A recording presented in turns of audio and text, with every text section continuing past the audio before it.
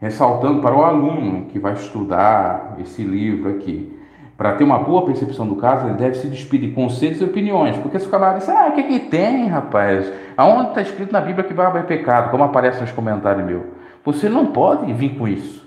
Primeiro você tem que entender qual é a regra da igreja. A igreja diz que barba é pecado? Se ela diz, então você tem que julgar de acordo com aquilo que ela fala, ainda que seja do ponto de vista bíblico cristão errado. Posto que não é ilegal ela criar uma norma, ainda que seja mais absurda que for, dentro do seu segmento, porque eles têm liberdade para isso, inclusive a legislação prevê. No entanto, todavia, todos têm que cumprir essa norma. Quando há alguns que cumprem, e cumprem às vezes por medo, e não necessariamente porque são fiéis, outros porque são fiéis, e aqueles que são os verdadeiros ditadores que mandam você cumprir, eles mesmos não cumprem, isso está errado, ok? Então é isso que está sendo falado.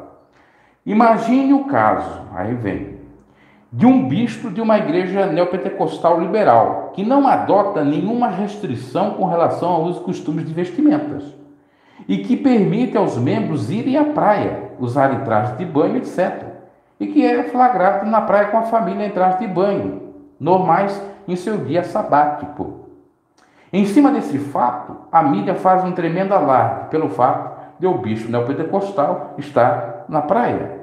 Contudo, não há nenhuma ilicitude nem antieticidade, que é a questão de ilicitude ética, em sua conduta, uma vez que esse comportamento não é proibido por sua igreja. Por exemplo, se você pertence a uma igreja cis, que lá não tem nenhuma regra, ninguém prega contra a barba, ninguém prega contra usar bermuda, você vai para a praia de barba e de bermuda. Alguém vai lá fotográfica porque quer fotografar e fazer um conteúdo para xingar aquela pessoa, só que aquela pessoa está cumprindo tudo certo dentro da sua igreja, posto que não tem essas normas lá. E aquele que está fazendo o sensacionalismo está fazendo talvez por conta de uma ideia estereotipada, estereótipo ao crente, estereótipo do crente qualquer, não bebe, não fuma, não usa barba, cabelo cortadinho, aquela coisa toda. Mas isso não quer dizer necessariamente que é bíblico. Vocês estão me entendendo? Tá? Muito bem. Calma que vai vir a paulada mais adiante. Agora imagine um segundo caso, de um pastor de uma igreja pentecostal. Quem será esse santo? O irmão Wilson até já falou desse caso aqui. Agora imagine o segundo caso de um pastor de uma igreja pentecostal, extremista ou extremamente conservadora, na qual é pregado e há previsão no regimento interno, ou regulamento interno da igreja, de uma série de restrições de usos e costumes morais, como por exemplo, o de as mulheres só poderem usar saias um palmo abaixo do joelho, proíbe o uso de maquiagem para as mulheres, aos homens o uso de calças compridas, é obrigatório, etc. E o líder dessa segunda igreja conservadora, é um caso hipotético aqui, né, que pode ser real.